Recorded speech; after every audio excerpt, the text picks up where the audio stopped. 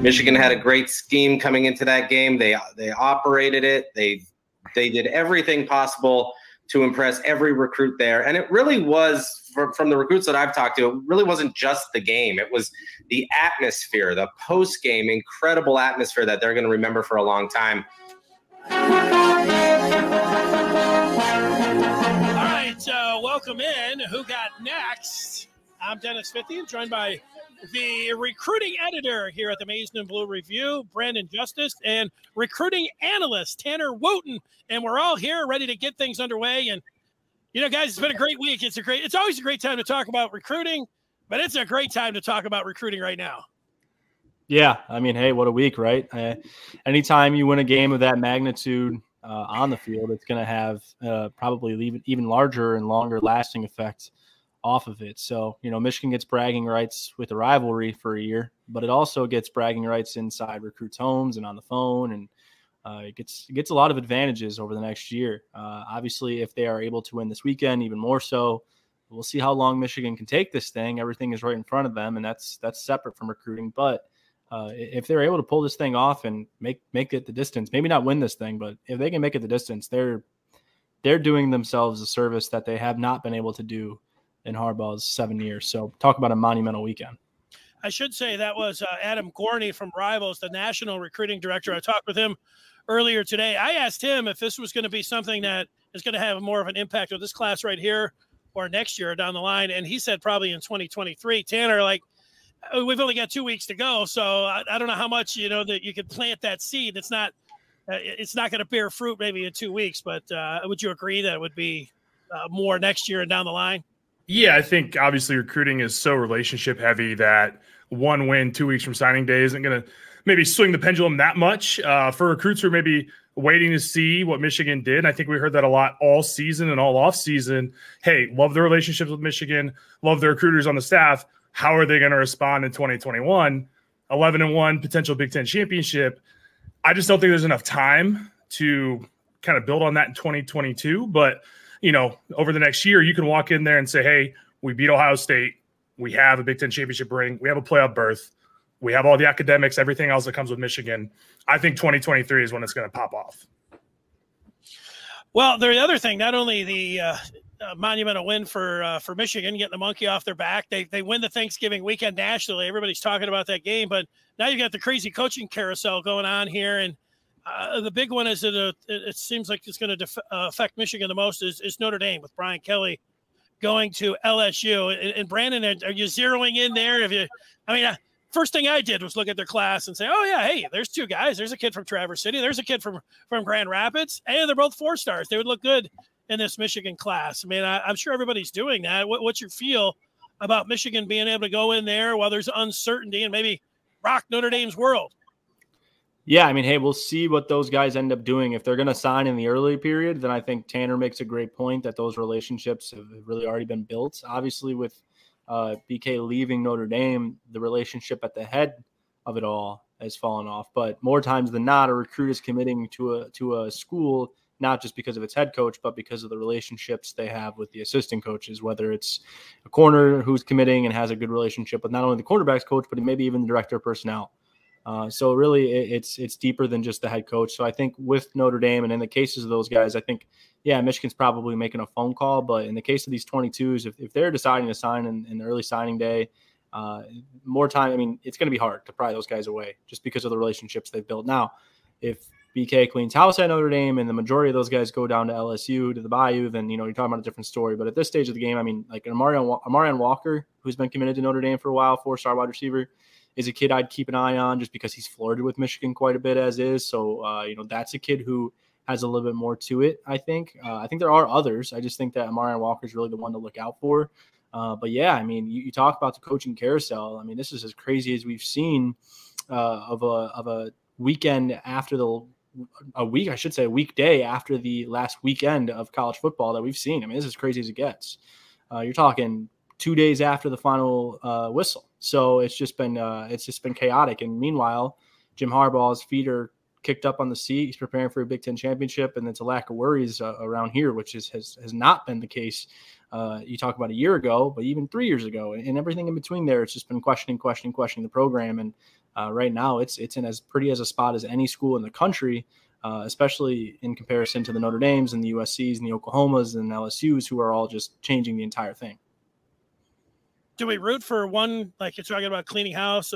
This Marcus Freeman, I would think the defensive coordinator would be a candidate, of course. I don't know, Luke Fickell, Cincinnati, maybe he goes, Freeman goes to Cincy. Matt Campbell goes in there. Is that a wild card where then he's going to bring most of his staff and then you would have a cleaning and then, maybe that's more of a chance to be able to poach some of these guys? So what do you think? I mean, I think if you're going to rank those three, as far as if you're a Michigan fan, who's going to be, as far as recruiting goes, I think Marcus Freeman's probably going to recruit the best out of those three as a head coach. I think that just the pull that he has with these young guys speaks volumes.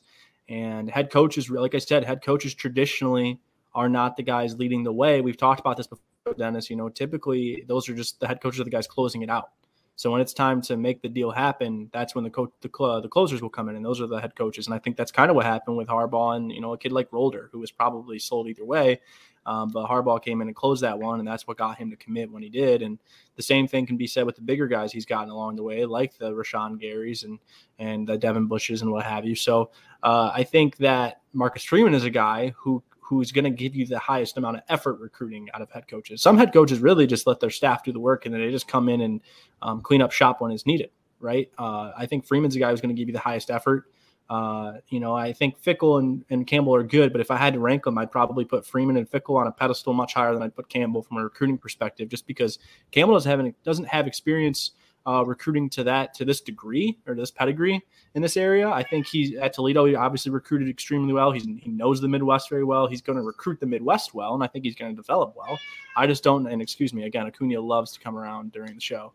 But I just don't picture him being a guy that's going to come in and threaten, at least in the time now, to the level that a guy like Fickell and a guy like Freeman will, who both have experience at high Division I, Power 5 programs, recruiting these kind of guys, the 4 stars, the 5 stars of the Midwest. Yeah, I'll jump on that. Yeah, I think Marcus Freeman has the lowest floor as a head coach compared to those guys, but maybe the highest ceiling, just like you said, Brandon, the potential as a recruiter. And we've seen him be big time at Cincinnati and now Notre Dame. I think with Campbell, it's a bit more of a toss-up, right? Iowa State coming to Notre Dame is much different, right? There's a lot of pull to Notre Dame, but there's also, we saw it with Rich Rodriguez coming to Michigan, try to continue to recruit the same kind of guy, and it did not work out, right? So I think Luke Fickell is that kind of that middle ground. That would be a slam dunk. I know his faith has been talked about a lot. I think Cincinnati, for him to be able to go to Notre Dame and still recruit the state of Ohio well would be a big thorn in the side of Ohio State. Like, I would really be curious to see that dynamic play out. I really think Luke Fickell at Notre Dame is probably the best case scenario for Michigan fans. He's a tough-nosed kind of guy, and, as we saw on Saturday, that's kind of what Ohio State needs if Brian Day were to go to the NFL or anything like that. So I think him at Notre Dame is probably the best option for Michigan fans. That sounds good. I felt like if we look at the best scenario for Michigan leading up to the early signing day, which, tomorrow's December 1st, so we're, 2 weeks away then from the early signing period. Michigan's sitting there at 18, at least how Rivals is looking at their team rankings. What's the best case scenario? I was thinking that, the friend told me today, like, Michigan just got a 5-star wide receiver commitment. I was like, what? He said, yeah, Ronnie Bell, coming back. And I was like, okay, I'll buy that. I'd rather have Ronnie Bell coming back than, maybe a 4 or 5-star commitment. But what do you guys think the best case scenario here for Michigan is just in this 2021 recruiting class? Can they get up into the top 15? How high could they go? What's the best case scenario? Yeah, I think they can get into the top 15. Absolutely. I don't know about the top 10. I think Tanner made a really good point in the beginning of the show. I mean, yes, this is a monumental victory. Yes, this recruiting weekend was awesome, but the lone commitment we've seen so far was from a 2023, and I think that speaks volumes to what's going to occur, is that Michigan's going to get a lot of momentum with that 23 class. They had a lot of 23s and 24s and a few 25s who are legit prospects that were on scene for that game. I wrote about A.J. Hoffler today, a 2023 four-star to Georgia, who was a no-doubt Buckeye. Ohio State was his leader publicly and all of that. And he said in the interview that Michigan had closed the gap with that win, and that this was Harbaugh was kind of being held back and suffering a lot of scrutiny because of his lack of wins. And then this year he really flipped the script on everything. And so coming from a kid who's a 2023 from Georgia who wasn't at the game, I mean, this kid watched from his TV at home. That's how apparent that game was to him. So let alone the kids who were actually there at the game, on the tours, on the visits, with the staff, seeing it all culminate. Because they all got there either right the day before Thanksgiving or the day after. So they spent more than just that game day around these guys. So to see them throughout the week and then seeing it all culminate into what it did on Saturday, it means a lot to these recruits. That's the perfect scenario for Michigan. And it sounds elementary, but Michigan did everything it could. And there's going to be some kids that they're going to land in this class, and there's going to be some kids that they strike out on. But what I can say with complete confidence, and what I probably couldn't have said with complete confidence from 2018, 2019, is that Michigan's done its due diligence. They've done everything they could possibly do this year. They've recruited their tails off. The staff has really outdone itself on the trail. And then when it comes to its biggest visiting weekend, Ohio State, you talk about absolutely crushing it. I mean, Michigan's who they've hired within their recruiting operations on campus, like Courtney Morgan and those surrounding him and those recruiting operations folks, especially the woman involved as well. There's, I think, about 3 of them who are really at that head front there. They've done a terrific job with these guys. So you mix that in with how impressive that gameplay was. I mean, they crushed it this weekend. So again, Michigan's going to land some kids in this class. They're going to strike out on some kids, but they've put on the best show possible for them. The best show that could still happen here. You think about if they beat Iowa, and they're supposed to. I mean, they're a double-digit favorite here. Right. You get the rest of the month where you're top of mind everywhere, every hit. Of course, around here, everybody's talking about it, but you're just national news. Hey, what's Michigan? College football playoff, New Year's Eve. It's just, Michigan, they haven't been in this situation for so long. I know they've never been to Indy, but then, to have the rest of the month, I mean, who really knows? I mean, they weren't all that far off the radar anyways. Now they're right in there, just what it could mean for them. I would say, too, and I don't know any guys off the top of my head, and Brandon, maybe you might have some that come to mind, but I think, even though I mentioned the relationship aspect of 2022, there may still be a guy or two that Michigan can kind of just call and say, hey, what'd you think, right? And maybe get back into it, especially with the uncertainty. I mean, this is like NCAA 14 type coaching carousel, man. Everybody's leaving and jobs are popping up, and there's going to be a lot of movement from assistants all the way to head coaches across every conference in the country. So I think for Michigan, relationships are extremely important. There is potentially an opportunity for certain guys to call up and say, hey, we're 12-1 Big Ten champs, assuming they beat Iowa, right? But say, hey, what do you think? And maybe flip a guy or two or get somebody who's out there that we haven't thought of yet. I feel like Michigan sometimes, gets a guy or two that kind of comes out of left field, and maybe they were working it in the background. So maybe that'll happen this year, but I don't think there's any slam dunks, but it wouldn't surprise me to see this win still pay off in this class, even if it's just one guy. Yeah, to piggyback off that, you talk about Michigan taking flyers late in the cycle. There is another signing day, right? So we still have the traditional February 2nd signing day that's going to come, and it's not going to be – it's going to be what it has been the past few years, just kind of there, and Michigan might get a guy or two. They usually don't, but that could still happen.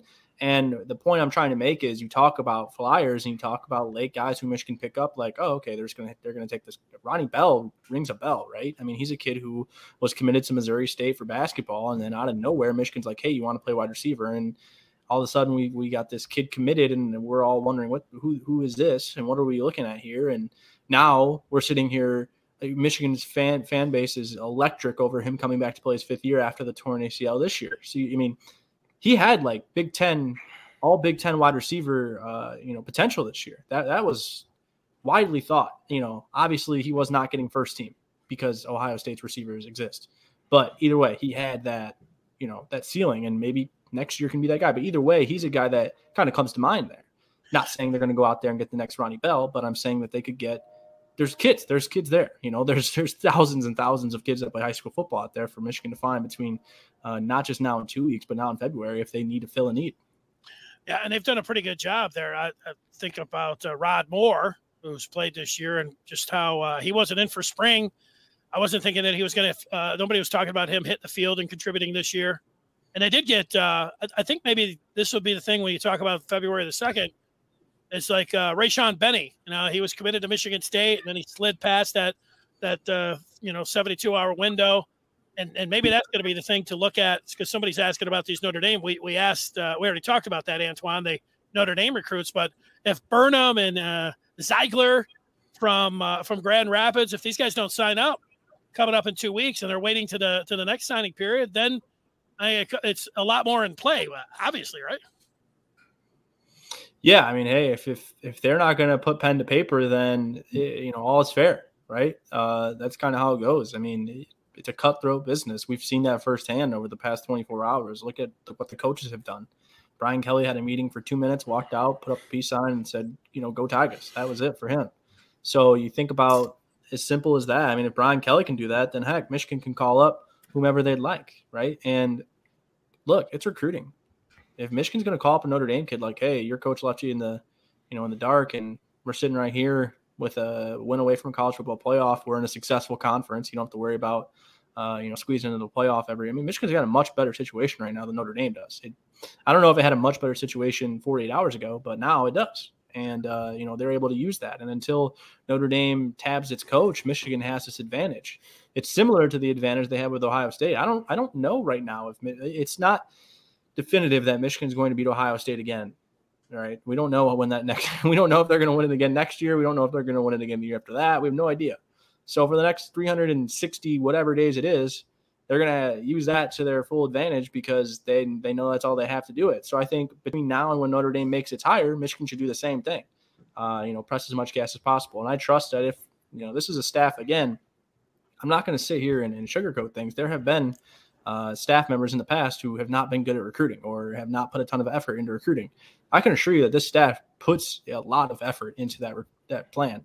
This team isn't as successful as it is right now because these coaches aren't good. They're successful because it's a much better culture than it has been in the past. So I think now more than ever, you're seeing Michigan develop at a high level and recruit at a high level and match it up with kids who fit its script. So I think if there's a kid out there with Notre Dame offer or with a Notre Dame commitment in the 22 class or 20, whatever it is, they're going to ring them if they feel that they can make that fit work still. It's just that simple. And they have a window to do it where they have a, huge upper hand. And again, so does every school. So it's not like it's just going to automatically be Michigan. But that's really all I have on it. It's just if they haven't signed, then yeah, absolutely. Well, Tanner, I'm hoping for a lot of things when it comes to the college football playoff. One is just Michigan getting in there. The other one is, maybe Georgia taking Alabama out to the woodshed. So there's no way that you could keep them in the 4. And then, it wouldn't be crazy to think Oklahoma State, Notre Dame. And if you're the selection committee, you know that they're just looking for the best matchups or the biggest matchups. How about a little Michigan Notre Dame 2-3 matchup there? I think I'd like to see that, Tanner.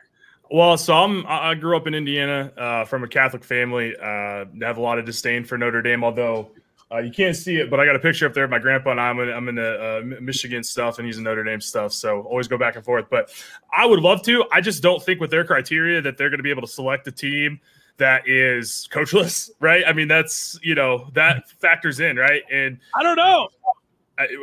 So that's part of their criteria, and they mentioned that in the show tonight, I believe, that if a coach or a player is not available for the final rankings, that will factor in. So, unless there's just chaos, I don't know if Notre Dame's going to come in.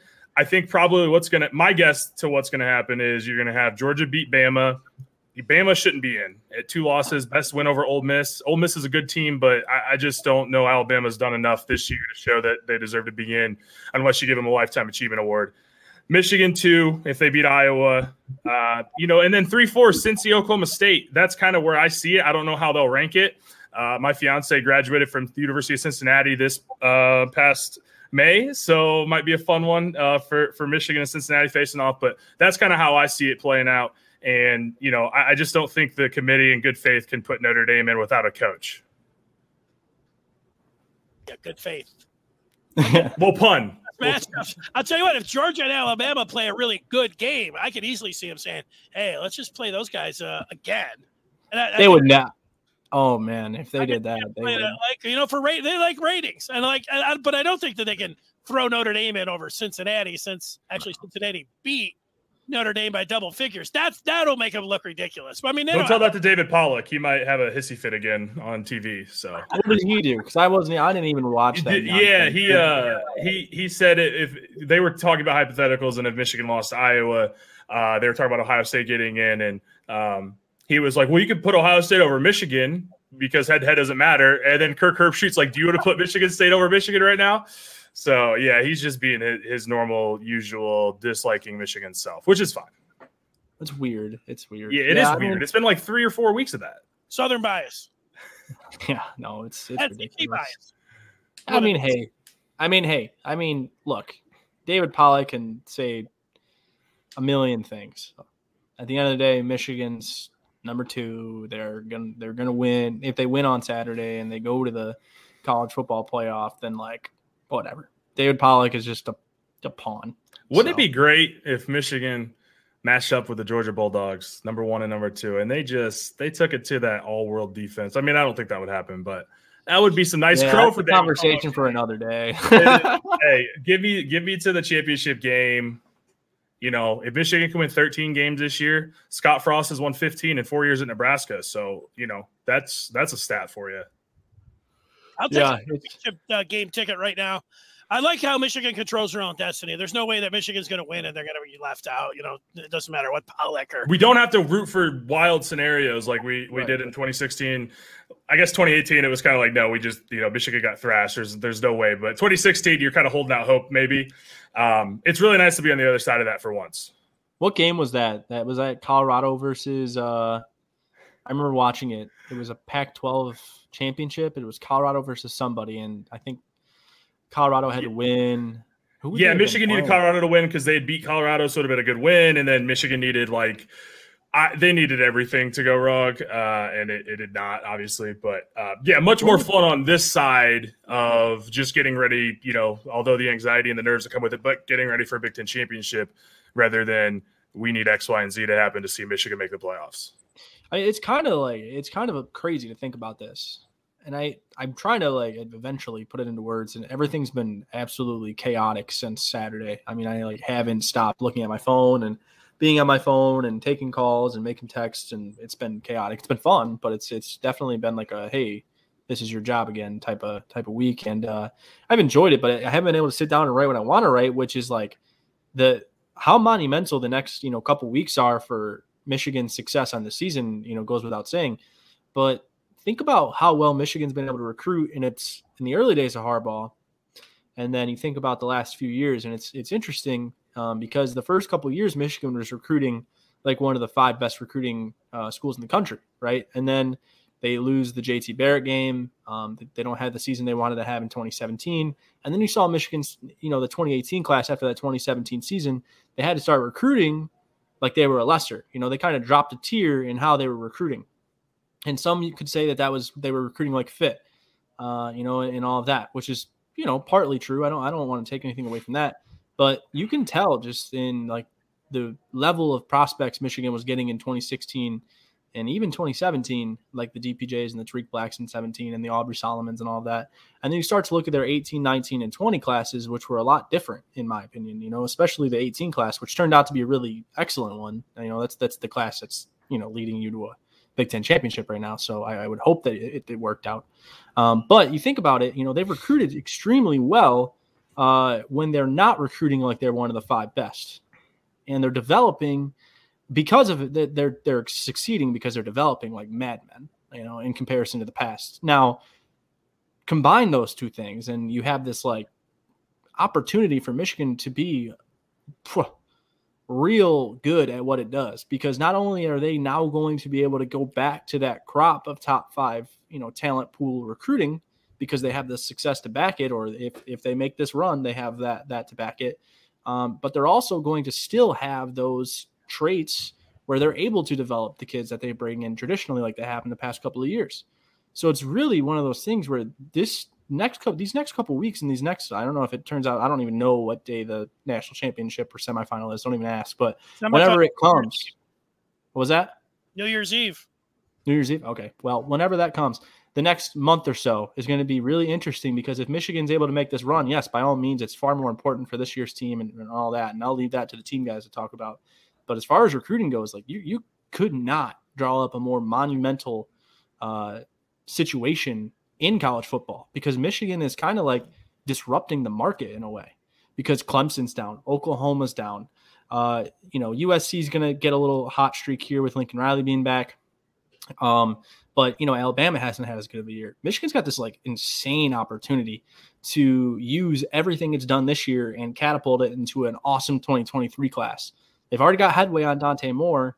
You think about all these other kids that they're going to go after in 20. They've already got Starlings, who's legitimately could end up being a top 100 guy.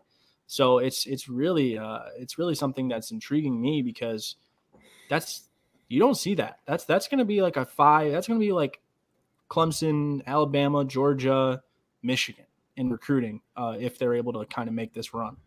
Well, and I think too, I have 2 points to make. I think so. First one is, yes, they're going to have more access to the higher rated guys again, but some of the names you mentioned, Tariq Black, Aubrey Solomon, like there needs to be a balance of fit to talent.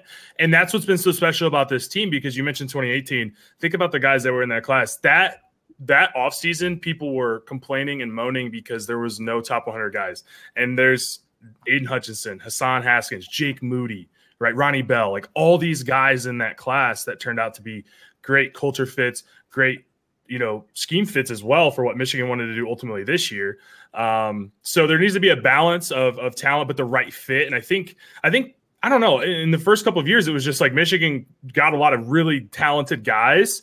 It didn't, it worked against everybody but Ohio State. So maybe that's just kind of that makes it look worse than it was. But, these past few classes, they've got guys that are fit. You talked about Rod Moore. How much do you think he wanted to beat Ohio State? An Ohio kid who grew up in the state of Ohio from a very highly recruited area, didn't get a sniff from Ohio State, right? Like, I think that stuff matters. So finding the right balance of talent and culture fit is super important. And I hope that Michigan can kind of find that and strike that. Second point I want to make is, if you're an offensive lineman, a defensive end, a running back, even corner, how do you watch that game and say, nah? Because they were dominant on the offensive line. Hassan Haskins played a great game. I think you can see the changes that have come from Mike Hart being the running back coach. I didn't think it would be that big of a jump, honestly. Like, I thought, I love Mike Hart. I thought it was more of a rah-rah kind of move, and I thought he was a good coach. But, I didn't play running back ever. Like, I don't know what all it takes. And I mean, the running backs this year were so much better than last year. So, if you're running back, you want to play behind a stud offensive line, right? This potentially has 4 or 5 NFL draft picks, depending on Vistardis, and they did that 2 years ago as well. And, you looked at the way Aiden Hutchinson and David Ojabo played. I mean, that speaks for itself. 4 sacks, we're wreaking havoc all over the field. But then Vincent Gray and DJ Turner, right? Not super highly recruited guys, held their own against, the best receiving core in the last 20 years, maybe. I don't know. I mean, those guys are really, really, really good, and they're all going to be first-round draft picks. And every time you turn around, they were making plays, but they had to make plays over guys that were in great position. So I thought the way Michigan won, obviously they rolled them, but just the way that the certain position groups played has got to be really appealing moving forward. Yeah, I would also, Brandon and Tanner, give a shout-out to Sharon Moore. Yeah, absolutely. I know he's been talking about a stud. On the recruiting trail, a stud. I wasn't sure what he was going to bring. I know he was an offensive lineman himself, but looking at just how the offensive line played and how they came together, that was awesome. I think also, Clinksdale, he didn't have a spring. Maybe they sent a fruit basket out to Buffalo to Lindquist, whatever he was doing. But those guys all developed, man, and played with confidence. And I don't know, technique-wise and looking at them, man, they look like they look sharp, and they look like they were well coached. I mean, what else can you say? Like, they went against these great wide receivers, and I don't know that they hung in there. These guys made remarkable catches. To think about the ones that they were, but the one, like, behind, I never a catch like that before. I don't even know if it was a catch. Yeah, I mean, and you go back to the point from earlier that Tanner made about taking guys that are, kind of like flyers or whatever you want to call it. Vincent Gray's another one of them. Brad Hawkins, not really a flyer. Michigan was on him kind of for a while, but he's a guy who you led with prep school, and he ends up being a 2-year starter and a captain and all that for the defense. So, yeah, it's interesting to think about. We're listing off these guys, and, it's just one of those things where I think the number one most impressive unit and the one that's probably going to have the most to sell on the recruiting trail is the offensive line. It's been extraordinary. I mean, I respect the heck out of Nick Baumgartner and everything that he does, and he's saying this is the best offensive line in the country. And, I think that you can't find one quite better or one convincingly better if there is one. I think this is one of the only units in the country fit to handle, and I don't want to jump ahead of myself, but fit to handle Georgia's defensive line, if at all, right? So I think it's one of those things where, like the units have been awesome, and they've been playing so much better than they played. It's not that hard to play better than 2-4, but you talk about going from 2-4 to 11-1. Every unit's got to play better at that point. But the offensive line has been like a national renowned unit, and what they did to Ohio State on film is just. I was talking to just one of my buddies today who happens to be a big Michigan fan, and I was talking to him about how do you scheme against what Michigan did offensively to Ohio State? Like, oh, we'll just load the box. I'm like, okay. Like, there was a point in time when Ohio State was doing that, and it got schemed back. It's like they just out physicaled them. They wanted it more. They were grittier inside the trenches, and they literally outplayed them. Like, and it's hard to. I mean, I don't know. Tanner is probably a much better source for this information than I am. So I'll swing it to him, but it's just interesting. Like when you're watching a game like that, if you're a recruit, you're like, holy cow, these guys are going to war for this staff, and they're going to war in the trenches, and they're dominating because of it. Well, I'll tell you, man, I played offensive line, and I'm not going to give my backstory. I didn't play in college. I had some looks and offers, but decided to be a student and get into the working force. Just thinking about when you have a bully that in a team that you can't get over that hump, and when you kind of decide that they're not going to bully us anymore, we're going to bully them. And I've been a part of a team where, we just got our tails kicked. And one year we just said no more. This was our senior year, went out, smashed them in the mouth. That's what Michigan did. And obviously not the same stage or anything, but I just know what those guys feel. And, I'll tell you, in the second quarter, I turned to my uncle. I was watching it with him, and I said, man, Michigan is the better team. Like, Michigan is playing better. They're just in it more than Ohio State was. Ohio State was, at some points looked like they were going through the motions, right? I mean, that defensive line, you had Zach Harrison, 5-star, Teron Vincent, 5-star, right? You have all these studs for Ohio State, and they're nowhere to be found. If I didn't follow recruiting and keep up as close as I do, I would have no idea who any of the front 7 members of Ohio State were, because Michigan's offensive line equalized them and put them in the ground. And yeah, you're right, Brandon. I mean, you watch that. They're having so much fun. And when you're an offensive lineman, you just want to run block. You just want to get after guys. You want to get pancakes. And I saw it all day. There were Buckeyes on their back all game long. And that is a lot of fun, for the guys playing, but also recruits imagining themselves in the offense. Like, yeah, I want to run block. Like, yeah, obviously you got to pass pro to get to the NFL, but run blocking is the fun stuff. And I think Michigan put it on display. And, obviously you run for 300 yards on Ohio State. It's going to put everyone on notice. Yeah, going for 7 yards a crack, and you don't even have to know that much about offensive line where you look, and it's like you could see the movement. You could see the backs hitting the line of scrimmage, and they're at full speed before they even get to the second level there. And some of those offensive linemen, whatever, they're pulling, they're getting out to the linebackers, and they're smashing them there, like that 55-yard run for Corum. I mean, you got so many times these inside guys. They're I don't know where they're going to end up going in the draft. Well, you start seeing Keegan and Zinter and Vistardis, the way he could move. He looked like a pro. Those guys all look like pros on that offensive line. It was really spectacular. And you know what? That's going to help out your pass game a little bit when you're finally you run it 10 times in a row and then you look for a little play action. It's going to help you. Well, I want to make a point real quick. I just want to jump in on that 55-yard run from Corum. If you go back and watch Vistardis reach block, a thing of beauty. I mean, he seals it off perfectly, and Corum is just like, I mean, that hole is so open that, even bum ankle and all, he's able to break it. So that was a thing of beauty on that play. Brandon, I want to ask you, both you guys can chime in here. Over the 2 weeks, is there a name specifically we're looking to? Is Michigan sitting back? It wouldn't be a surprise if there's a flip.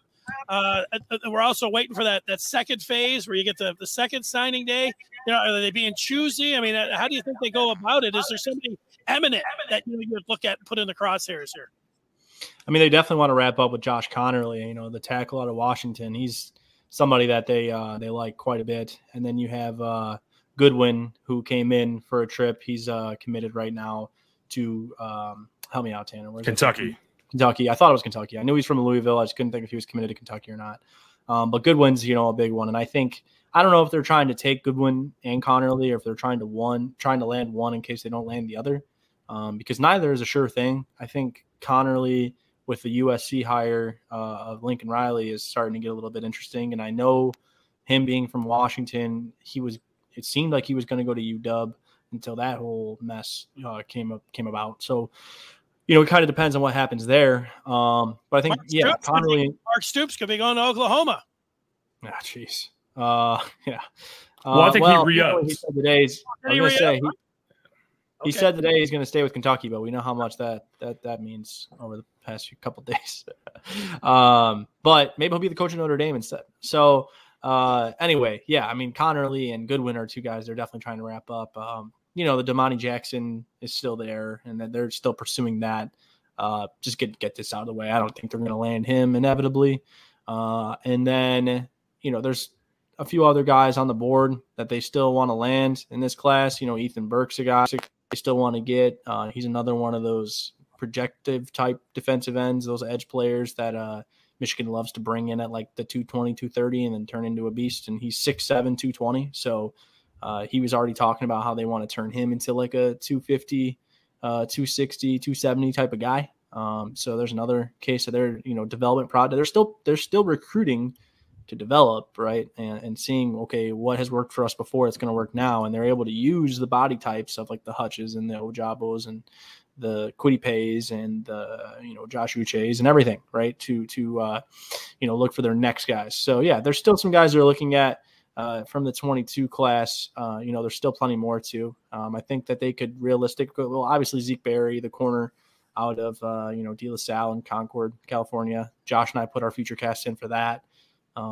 He's committing on Friday, so we'll see what happens there. The future casts are in. We'll see what the announcement is. So yeah, there's still plenty of guys they're looking at. And I think Zeke Berry's the corner they're going to get. I don't see them getting Damani. So I think that's who they wrap up with along with Will Johnson. And there's some other DBs in here. That's a great DB class too, with or without Damani. I mean, that's elite still. Yeah, I mean, Zeke Berry's probably going to be a safety at the next level, but he can, it's one of those things where people were ripping on the boards about how he's like for sure a safety. And it's like, yeah, I mean, I think that's what he's being recruited as, but like we've seen crazier things happen with position changes, right? I mean, corner and safety is about as seamless as it gets, maybe not in the middle of a game, but like from year to year, and it can happen. So I love Michigan's DB class. I think that it's got a pinnacle in Will Johnson. I mean, he was wanted by everyone. So the fact they kept him here was monstrous. That was before we came along. So we weren't really a part of that whole situation, but I can guarantee you, I used to coach at South. So just being around him and around people who know him, like he's everything you want and more, not just on the field, but off of it as well. So yeah, it's a pretty awesome DB class, but that's pretty much what they're looking for to round out this 22. And I think they're going to do good. I think they're going to get who they want to get. I just don't think that they're going to win the Damani sweepstakes, which is kind of like I said in our first show, Dennis, like Damani was an accessory and a huge compliment to what they already had in Will Johnson. To get both of them would have been arguably generational, right? Like they had that ceiling to be generational here together, and it stinks to not get both of them. But I mean, hardly any school is getting two corners that good. I mean, by hardly, I mean like there's probably none. If any, I think it's Georgia. I think they have a super good cornerback class right now, but look what they're doing. I mean, be hard to not recruit defense from there. I think I could send my grandma down to Athens and recruit some DBs for them. I mean, it's ridiculous. So that's probably what I see happening with 22. I don't know if Tanner has anything to add to that. Yeah, I mean, Miles Pollard's a stud, I think. I think he's a kid who in year 2 or 3 really hits the scene, or hits the ground running, I should say. And also Keon Sabb, right? I mean, I don't know, right. You have a better read on that one, but Brett Venables has been thrown around for the Oklahoma job. So who knows what's going on there? And obviously they've had a down year, although 9-3, and the sky is falling in Clemson, South Carolina. Must be rough, but still a potential to get Keon Sabb. Although I think he probably projects more to like a hybrid space player, maybe more of a Sam linebacker with his frame. But yeah, I mean, an elite DB class that they're bringing in, and that might be the best position group in this class, to be honest. Yeah, I'd agree with you. And I mean, we really like Graham. Off the edge. I think he's a kid who can be a difference maker. But specific to DBs, I mean, that's the thing, is what's going to cloud over this DB class is that it didn't get Damani, because it's kind of similar, and we're going to cross topics here. It's kind of similar to how everyone's upset that the Tigers signed Baez because they didn't get Correa. Well, the difference isn't in that they signed Baez instead of Correa. It's that they got Baez instead of Zach Short, right? So think about it that way, is Michigan didn't get Damani, but look how much they got in the defensive back class, right? Or they might not get Damani. I don't think they're going to get him. They might, inevitably. To be honest with you, I've got probably one link of communication with that in the past couple of days. I'm fine admitting that, whatever. That doesn't bother me. Like I'm not going to sit here and act like I know what's going on with that. I just know that it hasn't been very positive on one side that I know of. So, and I think that if inevitably he doesn't choose Michigan, that it's going to get clouded over a pretty good DB class. And by pretty good, I mean probably one of the nation's best outside of Georgia. And it can probably compare to most other ones. Yeah, well, I hope he enjoys Georgia rubbing the Tide's nose in it this weekend while Michigan's doing the same thing to Iowa. And then he can be like, yeah, I'm going to Alabama. Hopefully he commits before then. Might not be Bama. Woo, there you go. I like that. All right, any final thoughts here? Are you saying Tuck's coming? Is that what you're saying, Brandon? Oh, God, I don't know about that. And Coach of the Year, though, he deserves it. I mean, he took a team that pretty much never played together before the year and did some pretty special things, so I'll give it to him. I've got no problem with that. I have heading into this championship week, I have my Heisman ballot in front of me. I have Jordan Davis, the defensive tackle from Georgia, number 1 right now on my list. I have Aiden Hutchinson, number 2, and I have Bryce Young, 3. Now, I got Walker and Stroud 4 or 5, but Walker and Stroud aren't playing this weekend. The other 3 are. So if, Bryce Young goes out there and plays great against Georgia and they beat him, I could see putting him at number 1. I think if Aiden Hutchinson goes out, plays like he has the last 2 weeks, has another 3-sack game, I could easily put him in and have him win it. If Jordan Davis goes and slams the door on the Tide, the running backs and everything else, I think big number 99 could be the Heisman Trophy winner. At least that's how I would vote it. You guys see any way that it happens like that? Anybody else that you'd put into the mix, or do you like that top 5 that I have? Yeah, I mean, I think you're good with that top 5. I think that Hutch has the best opportunity. Well, actually, I'd probably say Davis, because Alabama's offensive line is not good, which is shocking to say out loud. But it's a complete fact that Michigan's offensive line is worlds better than Alabama's, at least in how it's performed. So Jordan Davis might have the best opportunity this weekend, but I would have to say Hutch, because Iowa's sacks allowed rate is 98th in the country or something like that. So here's the thing. I'll say that. I mean, I don't know if I'm going to be on a podcast again throughout this week, so I'm just going to get this out of the way. On paper, Michigan should just run through Iowa on Saturday, and if it was just a casual game coming off any game before it, then I'd be 100%. Michigan's defensive line is going to eat alive their offensive line in the pass game. I think Iowa's going to have some success on the ground, but in the pass game, it's not going to be able to do anything. It hasn't been able to do anything really all year against far lesser defenses. So it's definitely it definitely should be even worse against Michigan's. And then Michigan's offense, after putting everything they put on film last week against Ohio State, who knows? They might come out and do what they did against Maryland, which was almost the complete opposite of what they did to Ohio State. So it's kind of funny seeing this staff kind of toy with its film and put things on there to throw their teams off. You saw that with the Statue of Liberty on the first drive, right? With Donovan Edwards out there as the decoy. So yeah, I mean, it's going to be interesting to see kind of what happens, because on paper, yes, Hutch should have 10 sacks this weekend. And 90, or Michigan as a whole, so they have 98th in sacks allowed. I don't know what Ohio State was, but it certainly wasn't that, right? Because all we heard about all week was how good Ohio State's tackle play was.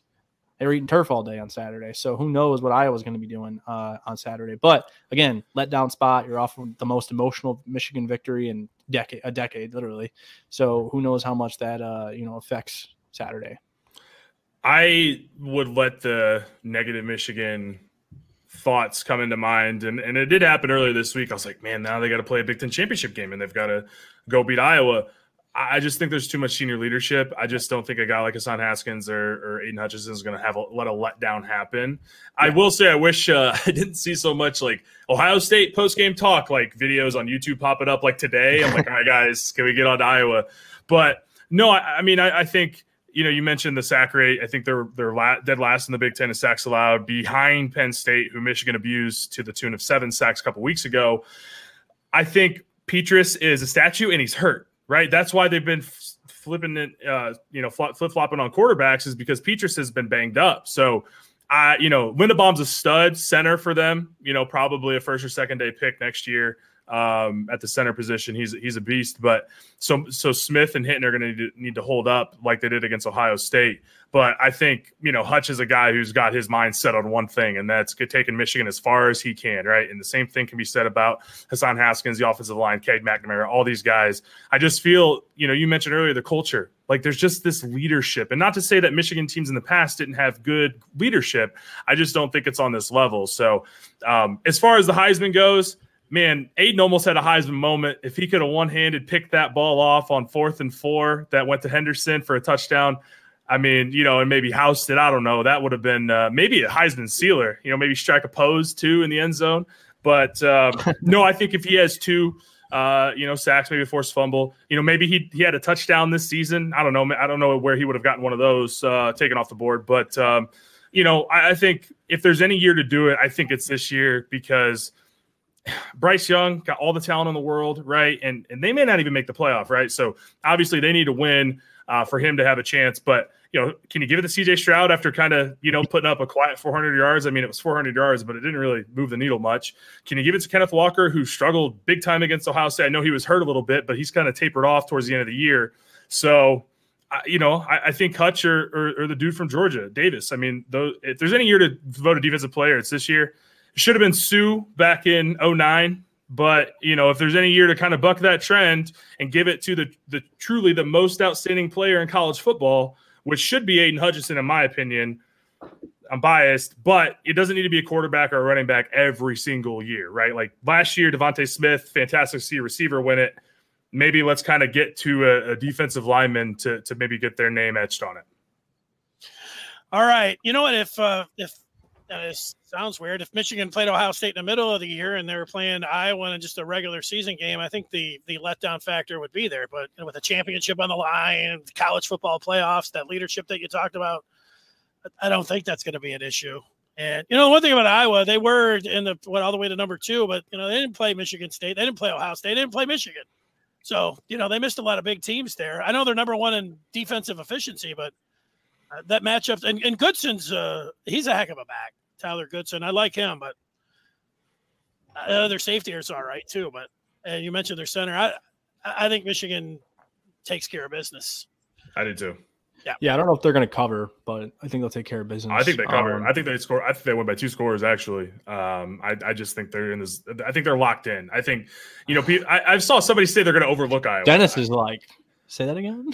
No, I do think they win by 2 scores. Cover 2. I'm picking them to cover 2.